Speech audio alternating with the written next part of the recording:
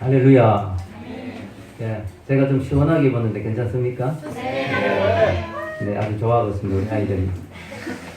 자, 우리 믿음장 우리 같이 공부하고 있는데요. 좀 전에 우리 최누리 자매님의 대표 기도에서 많이 와닿은 부분이 있었습니다. 믿음이라는 무기를 주셔서 감사합니다. 참 좋은 표현인 것 같아요.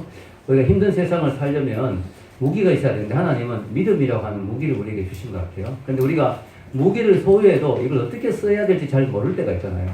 그러면 그 무기가 별로 효과를 발휘하지 못하죠. 그래서 우리가 이 믿음장을 공부하면서 우리에게 주신 이 무기, 믿음이란 무기를 세상 속에서 어떻게 사용해서 우리가 힘있게 살 수 있을 것인가 하는 것을 우리가 배우면 좀 도움이 되는 줄 압니다.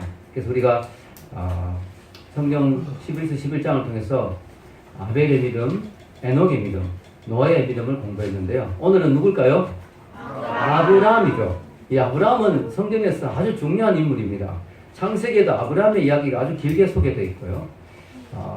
성경에서 아브라함이 믿음의 조상, 믿음의 아버지라고 일컬어지죠. 그래서 믿음의 대표 모델로, 대표 주자로 이렇게 소개가 되고 있는데요.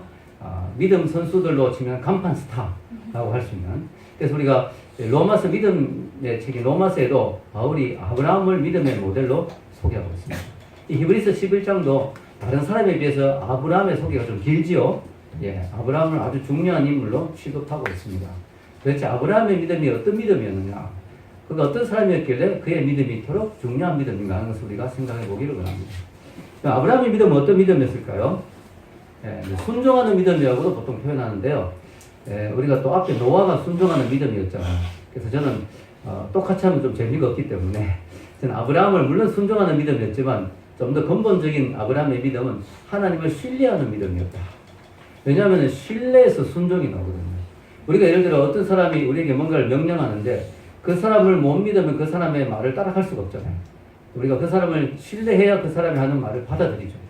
아브라함이 순종할 수 있었던 이유는 그의 신뢰가 밑바탕이 되었기 때문에, 하나님을 신뢰했기 때문에 그 하나님이 하시는 말씀은 뭐든지 아멘하고 따라가는 사람이 된 것이죠. 그래서 우리가 순종에 앞서 신뢰가 먼저라는 것을 우리가 기억해야 됩니다. 여러분 A.W. 토저라는 유명한 목사님이 있는데요. 그분이 그런 말을 했어요. 인류 최초의 죄, 즉 선악과를 따먹은 죄죠. 인류 최초의 죄는 불순종이 아니라 불신이었다. 아주 중요한 이야기를 했어요. 우리가 생각하기엔 불순종이었다고 생각하기 쉽잖아요. 왜냐하면 하나님이 따먹지 말았는데 따먹었으니까. 그런데 사실 더 깊이 파고 들어가면 그 불순종의 밑바닥에는 불신이 있었다 이거죠. 하나님을 절대 신뢰하지 못하는. 하나님이 뭔가 꿈이 속에 있었지 않았겠는가. 하나님 먹지 말라고 하는데도 뭔가 다른 이유가 있었지 않았겠는가. 하나님을 어떻게 100% 믿을 수 있는가. 거기다 또 마귀가 사탄이 뱀으로 와서 또 헛을 또 유혹을 하면서 하나님에 대한 불신의 씨를 또 뿌렸죠. 정말 하나님이 먹지 말라고 했느냐 이러면서 불신의 씨를 뿌리니까 그들이 그 불순종을 하게 된 거죠. 그래서 불순종의 밑바닥에는 불신이 있다. 여러분들 하나님을 불순종할 때 왜 불순종한가 생각할 때 혹시 내가 하나님을 절대적으로 신뢰하지 못하는 게 아닌가 하는 것을 우리가 살펴봐야 돼요. 아브라함은 하나님을 신뢰했습니다. 그래서 하나님이 명령하신 것을 따랐습니다. 하나님이 처음에 아브라함에게 하신 명령이 뭐였냐면 너의 본토 친척 아비집을 떠나서 내가 내게 지시할 땅으로 가라고 하는 그 명령을 받았습니다. 그때 아브라함이 거기에 어떻게 했을까요? 반응했습니다. 반응. 히브리서 11장 8절 오늘 위에 말씀 한번 읽어볼까요? 시작. 믿음으로 아브라함은 부르심을 받았을 때 순종하여 장래의 유업으로 받을 땅에 나아갈새 발바를 알지 못하고 나아갔으며. 아멘. 아브라함의 위대한 점이 이 부분이죠. 아브라함이 그런 하나님의 부르심을 받았을 때 갈 바를 알지 못하고 갔다. 여러분 우리가 이 아브라함의 믿음이 참 귀한 게 뭘 다 정해놓고 하나님이 이렇게 가면 이런 복을 받고 이런 좋은 일이 다 있을 거라고 또 여기로 가게 될 거라고 다 설명하고 보낸 게 아니고 아브라함은 그냥 하나님만 신뢰하고 간 거예요. 거기가 어디인지는 중요하지 않아요. 자신에게 가라고 하신 그 하나님이 누군가 한 게 중요한 거죠. 우리가 그렇잖아요. 아이가 아빠를 신뢰하면 야 가자 하면 예 아빠하고 가죠. 아빠를 신뢰 못하면 어디 가요? 어디 가야 되는데요? 지금 왜 꼭 가야 돼요? 왜 이렇게 자꾸 묻겠죠. 그러나 아빠를 절대적으로 신뢰한다면 가자면 예 가는 거죠. 아브라함이 하나님을 신뢰했습니다. 그래서 갈 바를 알지 못하고 갔습니다. 우리가 순종할 때 보면 너무 많은 걸 따지는 사람이 있어요. 하나 다 따진 사람이 있는데요. 사실 우리가 어느 정도는 알아야 되지만 그냥 너무 다 따지면 순종하기 어려워요. 하나님 다 보여주시지 않거든요. 일단 순종하고 보는 거예요. 하나님이 뭐라고 하시면 일단 순종하고 보는 거죠. 그 다음에 하나님이 알아서 해주시는 거죠. 아기 코끼리가 엄마 코끼리, 엄마 태어나서 그래야 돼요. 엄마 왼발부터 가는 게 맞아? 오른발부터 가는 게 맞아? 엄마가 자꾸 생각하니까 헷갈리는 게 자기도 왼발부터 가는지 오른발부터 가는지. 뭐라고 했을까요? 닥치고 빨리 걸어. 일단 걷다 보면 되는 거야. 너무 왼발 오른발 따지다 보면 못 가는 거죠. 누가 그런 말 하더라고요. 순종할 때 하나님께 너무 따지고 너무 물어보면 하나님이 이렇게 이야기했습니다. 그렇게 궁금하면 천국으로 올라와라. 우리가 너무 많이 따지지 않습니다. 우리 아브라함은 한 따졌어요. 하나님, 그럼 거기 가면 내가 먹고 사는 문제는 어떻게 됩니까? 한 거기 가면 뭐 그 땅은 내가 차지할 수 있습니까? 우리 자손들은 어떻게 됩니까? 다 한 따졌습니다. 여러분 저도 그렇더라고요. 개척할 때 두려움이 있더라고요. 그런데 하나님 개척하라는 분명한 말씀을 주셨기 때문에 그냥 개척하고 본 거예요. 개척해서 뭐 굶어 죽을지 뭐 교인들이 올지 다 따지니까 못 하겠더라고요. 겁나서 그냥 하는 거예요. 아멘. 네, 하나님이 확실하게 말씀하셨다면 순종하는 거예요. 그럼 하나님이 책임지실 줄 믿습니다. 여러분 아브라함의 당시는요, 우리가 그냥 미국으로 유학 간다 이런 거하고 좀 다른 거죠. 왜냐하면 그때는 치안이 엉망이잖아요. 그래서 낯선 곳에 이방인이 들어온다. 그것은 생명을 잃을 수 있는 위험이 있죠. 그리고 강도들이 얼마나 많습니까? 그때는 CCTV도 없었잖아요. 그래서 뭐 돈이 좀 많은 사람이 이렇게 좀 있어 보이는 사람이 왔을 때 그냥 죽여버리고 다 차지하면 자기 거가 되는 거예요. 아브라함이 낯선 곳으로 간다는 것은 상당한 위험을 무릅쓰는 거죠. 더군다나 아브라함의 나이가 몇 세였을까요? 75세였습니다. 뭔가 새로운 일을 하기엔 좀 늦은 나이 아닙니까? 아브라함이 핑계 대면 얼마든지 될 수 있었겠죠. 갈 수 없는 핑계를 대주면. 자, 아브라함은 그러나 떠났습니다. 하나님은 왜 아브라함이 있는 고향에서 아브라함에게 은혜를 베푸시고 거기서 고향을 복음할 수도 있고 아브라함에게 뭔가 하나님의 사명을 줄 수도 있는데 왜 굳이 떠나라고 하셨을까요? 그 이유가 성경에 나오죠. 여호수아 24장 2절에서 3절 한번 읽어볼까요? 여호수아가 모든 백성에게 이르되 이스라엘 하나님 여호와께서 이같이 말씀하시기를 옛적에 너희 조상들 곧 아브라함의 아버지 나홀의 아버지 테라가 강 저쪽에 거주하여 다른 신들을 섬겼으나 내가 너희의 조상 아브라함을 강 저쪽에서 이끌으며 가나안 온 땅에 두루 행하게 하였고 그의 씨를 번성하게 하여 그에게 이삭을 주었으며 아멘. 여기 보면 뭐예요? 강 이쪽과 저쪽이 좀 다르죠. 아브라함이 저쪽에 강 저쪽에 있었다. 요단강을 사이에 두고요. 강 저쪽에. 저쪽은 우상을 섬기는 것이었다. 강 이쪽으로 하나님이 보내셨다. 여러분 우리가 때로는 있는 자리에서 최선을 다하고 충성을 다하는 게 하나님의 뜻일 수 있지만 때로는 하나님이 전혀 새로운 장소로 인도하시는 게 하나님의 뜻일 수 있습니다. 특별히 내가 있는 곳이 죄악에 가득 차 있을 때 내가 하나님을 철저히 의지할 수 없는 상황일 때 하나님은 새로운 환경으로 나를 인도하시죠. 사람이 보면 익숙한 환경에서는 하나님을 의지하지 않고 뭐요? 자기의 익숙한 삶의 패턴을 의지하죠. 지금까지 해왔으니까 지금까지 어느 정도 됐으니까 뭐 이렇게 살면 되는 거지. 이 하나님을 의지하기보다는 자기 삶의 자리를 의지할 수 있습니다. 특히 아브라함의 경우에 그의 아버지가 우상을 만드는 우상 장수였단 말이 있어요. 그의 아버지가 다른 신들을 섬겼다는 거예요. 그 조상대대로 다른 신들을 섬겨왔다. 거기서 아브라함이 뭔가 새로운 영적인 어떤 도전을 하는 것은 참 어려운 것이죠. 그래서 하나님은 그를 불러내신 것이죠. 새로운 장소로 그를 이끌어 가신 거죠. 이 새로운 장소에서는 아브라함은 솔직히 하나님만 의지하지 않고는 살 방법이 없는 익숙한 자기 삶의 그런 패턴으로 살 수 없는 하나님을 의지하지 않고는 도저히 살 길이 없는 이런 상황으로 아브라함을 인도하신 것입니다.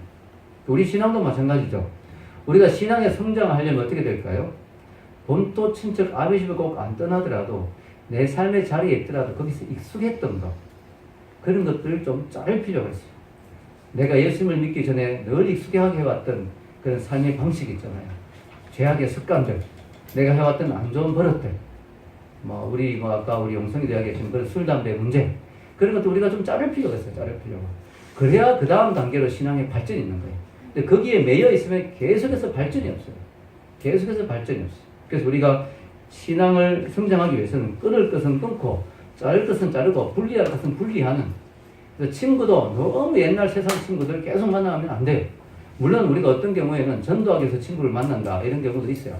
그러나 여러분 내 믿음이 정말 확실하다면 몰라도 내가 그 친구의 영향을 받는다면 때로는 내가 믿지 않는 친구를 좀 자를 필요가 있습니다. 그리고 정말 믿음이 좋아지면 그 친구에 다시 전도하더라도 그런 게 좀 분리가 필요해요. 여러분 스데반의 설교에 보면 이런 말씀이 나오죠.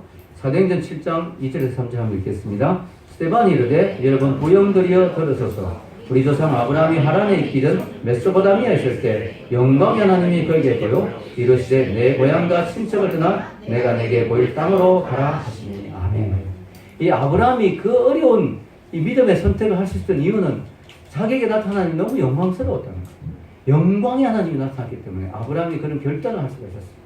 그러니까 사실 우리가 옛날의 습관이나 죄를 잘 못 끊는 이유가 하나님의 영광을 다 경험 못해서 그래요. 이 하나님의 영광을 제대로 경험하면 이 세상의 것이 너무 시시해지는 거예요. 너무 시시해지는 거예요. 이 영광의 하나님을 경험하시길 축원합니다. 이 아브라함이 어느 날 영광의 하나님을 경험했어요. 그러니까 아브라함이 떠날 수가 있었어요. 그러면 아브라함은 어디로 갈지는 정확하게 몰랐지만 누구와 함께 가는지는 알았어요. 그래서 아브라함은 갈 수 있었어요. 여러분, 우리가 내일 일이 두렵잖아요. 내일이 두렵죠, 우리는. 근데 우리가 확실한 것은 뭐예요? 내일 무슨 일이 일어날지는 모르지만 나의 내일을 누가 주관하시는지 안다는 거예요. 아멘? 그게 중요한 거예요. 우리가 어떻게 내일 무슨 일이 일어날지 다 알 수 있겠어요? 내일 일을 생각하면 두렵죠. 우리가 확실한 것은 내일 무슨 일이 날지는 몰라도 나의 내일을 누가 주관하시는지는 안다. 아멘? 여러분, 우리가 내일에 대한 두려움 중에 제일 무서운 두려움이 뭐예요? 물질에 대한 두려움이죠.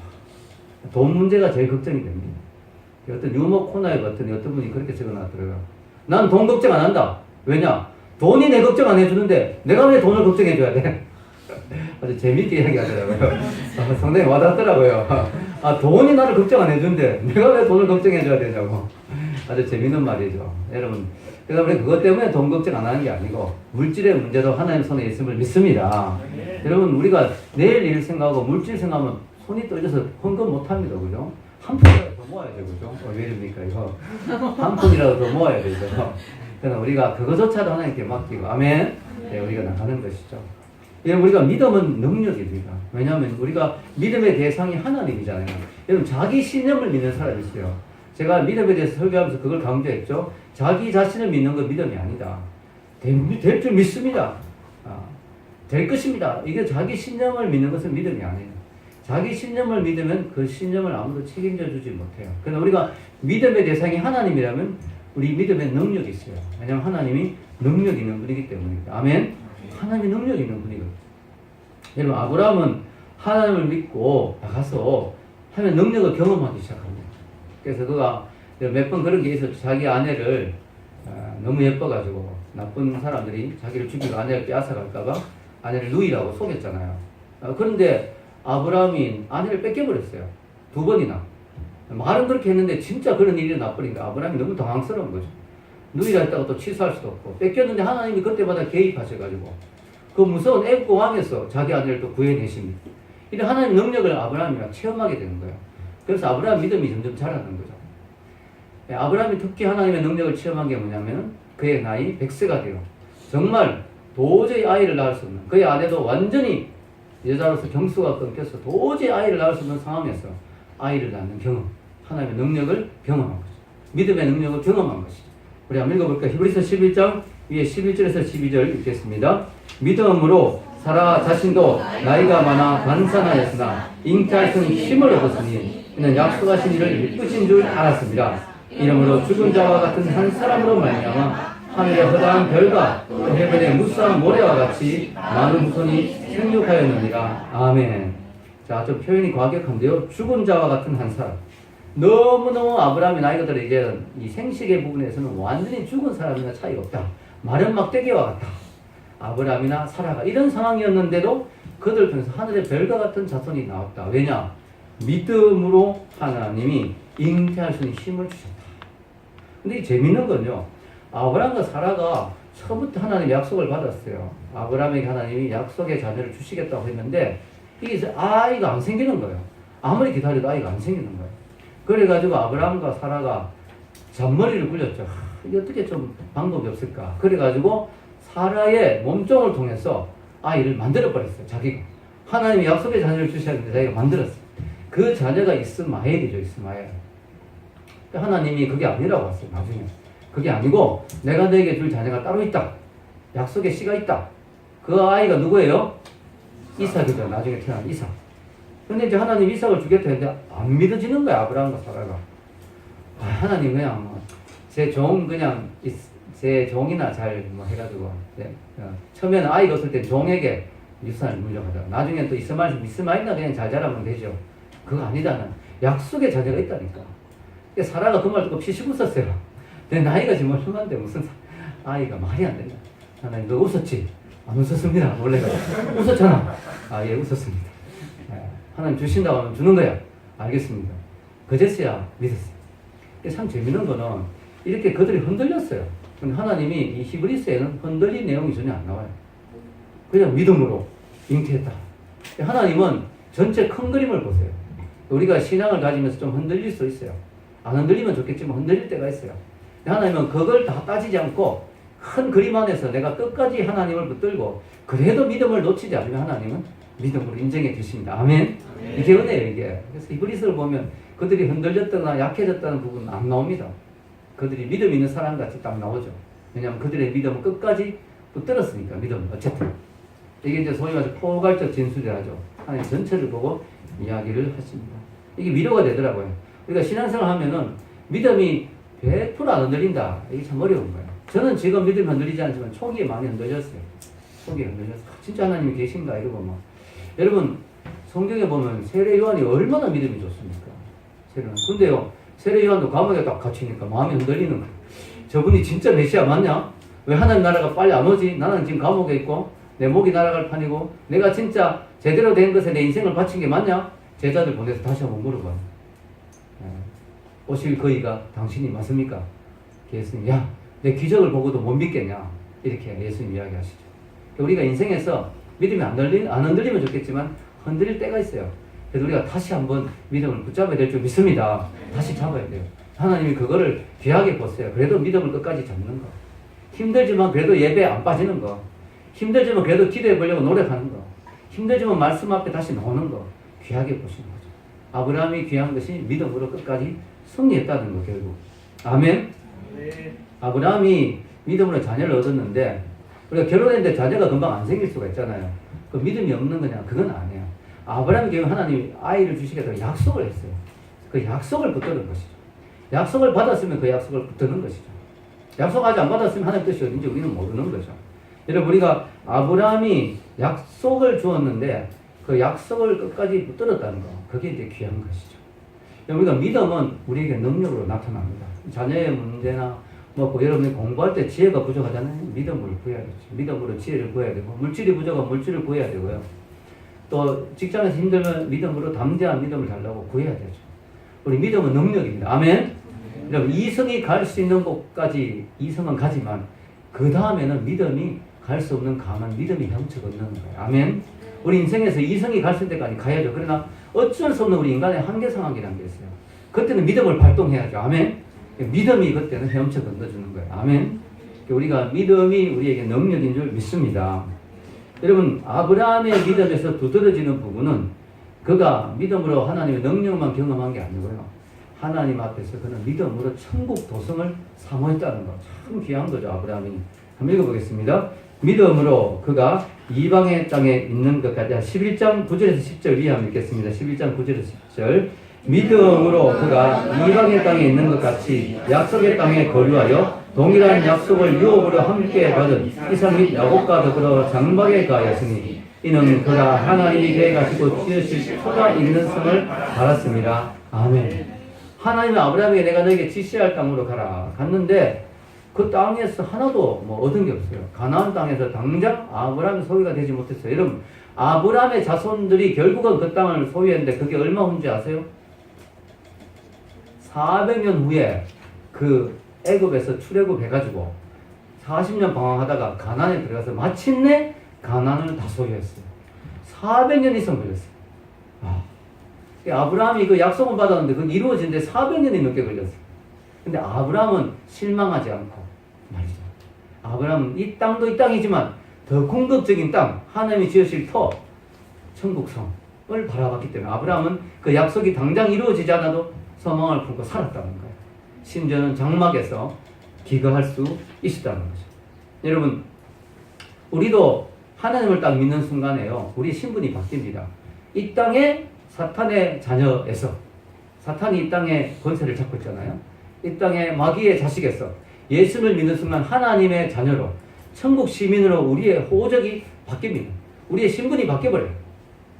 성경 읽겠습니다. 빌립보서 3장 20절. 그러나 우리의 시민권은 하늘에 있는지라 거기로부터 구원하는 자 곧 주 예수 그리스도를 기다리노니. 우리의 시민권이 바뀌어요. 그럼 이 땅에서 우리가 어떻게 돼요? 낯선 자가 되는 거예요. 이방인이 되는 거예요. 왜? 시민권이 더 이상 이 땅의 시민권이 아니고 하늘의 시민권으로 바뀌니까 이 땅의 사람들이 보기에는, 이 땅에서 보기에는 낯선 사람이 되는 거예요. 그럼 그전까지는 우리가 세상에서 죄를 지어도 아무 부담이 없고 마음대로 했는데 예수를 믿고 나니까 죄 짓는 게 좀 부담스럽고 세상 사람들이 사고방식과 삶대로 살아가니까 이상하게 어색하고. 왜냐? 우리가 신분이 바뀌었기 때문에. 저도 정말 친한 친구가 있었는데 끝까지 예수를 안 믿으니까 대화가 안 되는 거예요. 예수를 믿고 나는데 가치관이 바뀌어버렸어요. 그전에는 그 친구하고 참 재미있게 잘 놀러 다녔는데 대화가 안 되는 거예요. 가치관이 바뀌어버린 거예요. 우리가 낯선 사람이 되는 거예요. 근데 우리가 소망이 있는 것은 우리가 이 땅에서 낯선 사람이 되어도, 이 땅에서 우리가 이방인과 나그네로 살아가더라도 우리는 천국 시민권으로 천국의 하나님이 지으신 천국의 성이 기다리고 있다. 아멘. 이게 이제 성경의 아브라함의 믿음입니다. 13절에서 16절 위에 한번 읽겠습니다. 이 사람들은 믿음을 따라 죽었으며 약속을 받지 못하였으되 그것들을 멀리서 보고 환영하며 또 땅에서는 외국인과 나그네임을 증언하였으니 그들이 이같이 말하는 것은 자기들이 본향 찾는 자임을 나타냅니다. 그들이 마음과 본향을 생각했더라면 돌아갈 기회가 있었으려니와 그들이 이제는 더 나은 본향을 삼으니 곧 하늘에 있는 것이라. 이러므로 하나님이 그들의 하나님이라 일컬음 받으심을 부끄러워하지 아니하시고 그들을 위하여 한 성을 예비하셨느니라. 아멘. 그럼 하나님 만약에 용성이의 하나님 이러면 하나님이 부끄러울까요? 한별이의 하나님 부끄러울까요? 여러분, 하나님이 아영이의 하나님이라 하나님 부끄러울까요? 자랑스러울까요? 우리가 이걸 생각해야 돼요. 누구의 하나님을 하나님, 아유 부끄러워. 내가 어떻게 제 하나님이야. 이번에 여러분 군부대 아주 높은 분이 그 갑질을 하다가 걸렸잖아요. 근데 그분이 교회 장로님이에요. 근데 그분의 하나님이랄 때 하나님 얼마나 부끄럽겠어. 아우 너무 부끄럽다. 제 하나님이란 너무 부끄럽다. 덕이 안 되잖아요. 덕이. 여러분 하나님 사랑 이웃 사랑이잖아요. 이웃이 자기 공감병 자기 집에 있는 그 사람이 가장 가까운 이웃이잖아요. 그에게 잘해주어서 얼마나 좋았을까요? 덕이 안 되잖아요. 여러분 하나님이 부끄러워하잖아요. 여러분의 이름을. 누구의 하나님이랄 때 안 부끄러워야 돼요. 자랑스럽다. 내가 누구의 하나님인 게 자랑스럽다. 여러분 하나님의 아브라함의 하나님이랄 때 안 부끄러웠어요. 그래서 하나님은 나타나셨을 때 뭐라고 하셨어요? 그 야곱에게 나타났을 때 아브라함의 하나님, 이삭의 하나님. 아브라함은 아브라함의 하나님은 안 부끄러웠어요. 하나님이 자주 그렇게 이야기하세요. 나는 아브라함의 하나님이요, 이삭의 하나님이요, 야곱의 하나님이요. 그렇게 이야기하시잖아요. 여러분 아브라함이 왜 위대하냐? 이 믿음으로 이 낯선 땅에서 이방인으로 살면서도 하나님께 소망을 두었다. 천국의 성을 바라보았다. 아브라함과 그의 믿음의 선배들, 그 후손들, 이 사람들은 다 믿음을 따라 죽었으며, 전 이 말이 너무 멋있더라고요. 우리가 믿음을 따라 사는 것도 중요하지만 죽을 때도 믿음을 따라 죽어야 돼요. 잘 살아놓고 믿음으로 죽을 때 갑자기 하나님 부인하고 믿음을 따라 안 죽어버리면 어떻게 됩니까? 큰일 나는 거잖아요. 우리가 믿음을 따라 사는 것도 중요하지만 죽을 때도 믿음을 따라 죽어야 될 줄로 믿습니다. 죽는 순간에 말이죠. 하나님 내 병을 안 고쳐주셨어. 내가 이렇게 죽어야 돼. 하나님 없어. 이러고 죽는 사람도 있단 말이에요. 여러분 죽음의 순간에도 믿음을 따라 죽어야 될 줄로 믿습니다. 우리가 인생을 살면서 믿음으로 사는 것도 중요하지만 믿음으로 죽는 것이 더 중요하다는 것이죠. 우리가 알아야 될 사실은요, 하나님의 약속을 받은 자는 죽을 수 있지만 하나님의 약속은 죽지 않는다. 하나님의 약속을 받은 아브라함은 그 땅을 다 누리지 못하고 죽었지만 하나님의 약속은 죽지 않고 살아남아 400년 후에 이루어졌다는 거예요. 아멘. 여러분 만약에 여러분이 때로는 하나님을 정말 잘 섬겼는데 이 땅에서 복을 못 누릴 수가 있어요.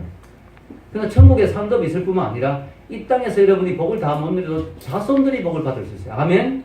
자손이 복을 받는 거예요, 여러분. 주기철 목사님 순교하실 때 정말 너무 고생하셨는데 그 도와주신 장로님, 유장로님이라고 그분이 얼마나 헌신하고 수고하셨는데 별로 이 땅에서 큰 복을 못 누렸어요. 일제시대 얼마나 고생했어요. 그런데 그 자손들이 전부 잘 됐어요.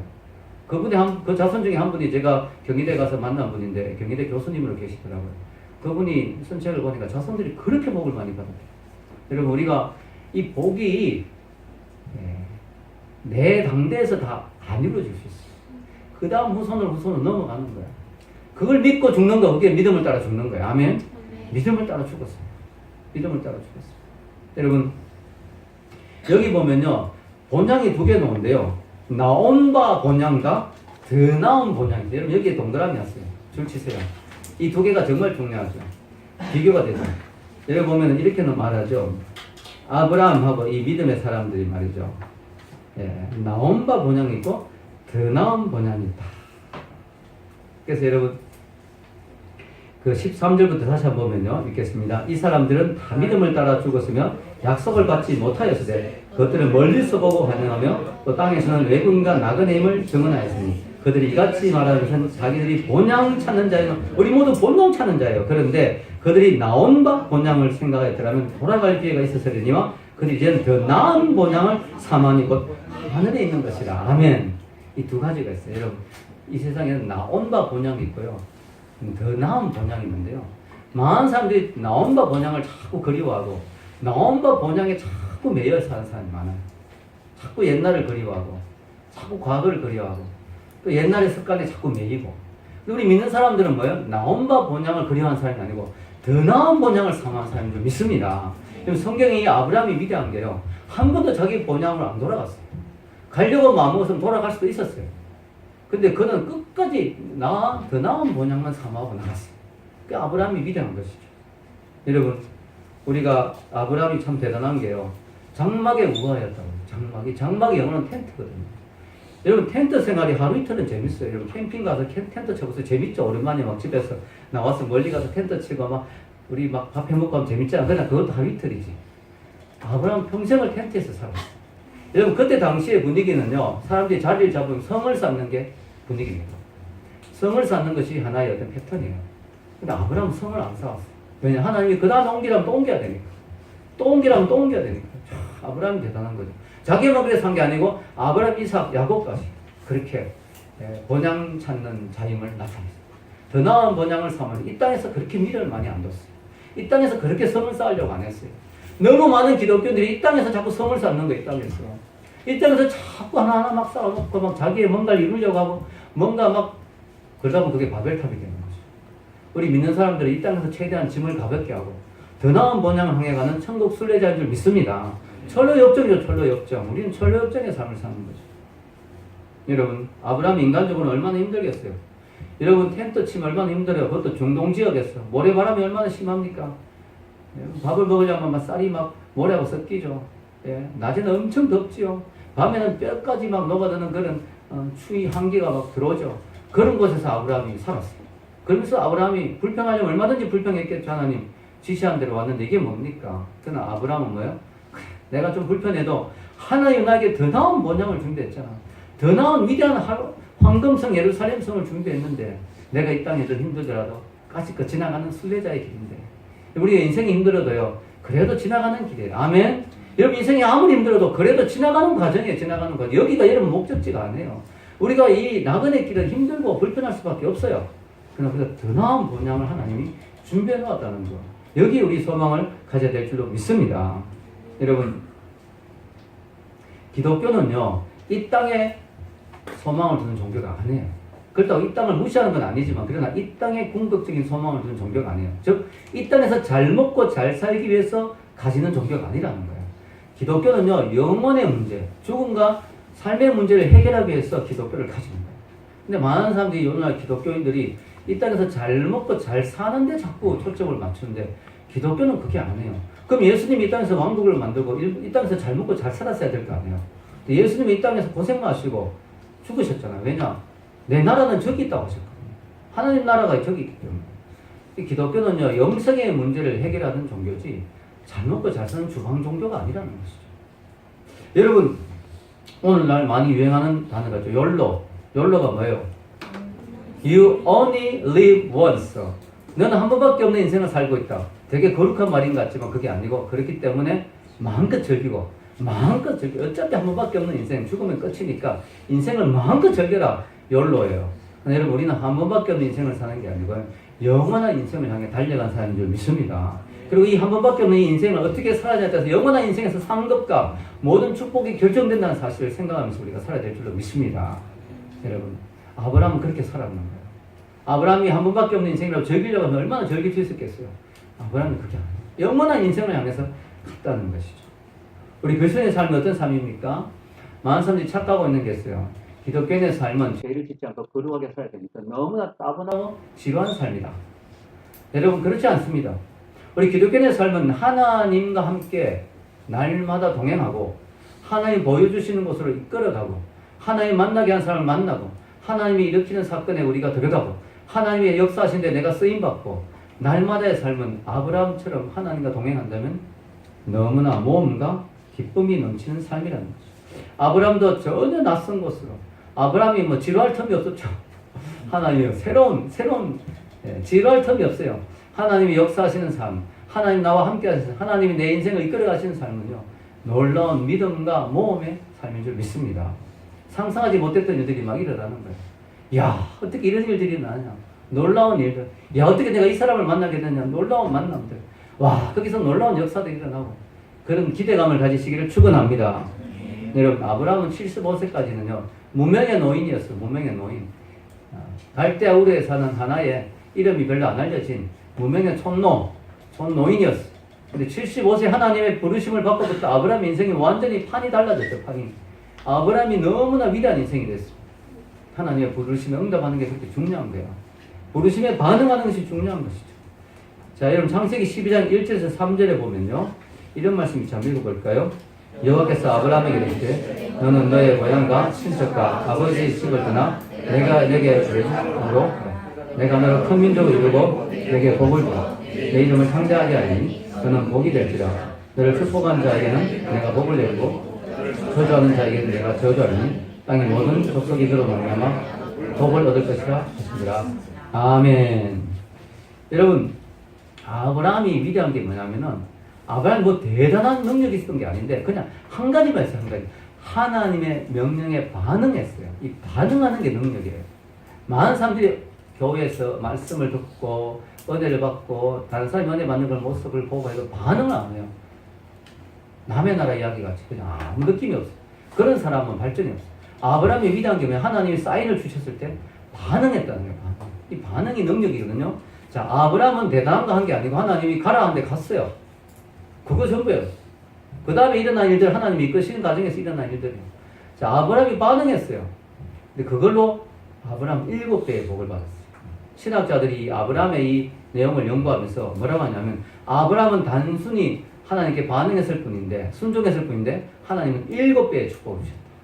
그 7가지 축복이 뭐냐면 여기 나와 있어요.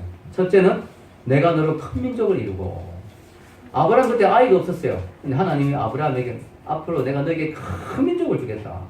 두 번째는 내게 복을 주어, 아브라함 하는 일은 뭐든지 잘 되고 성공하는 복을 받았죠.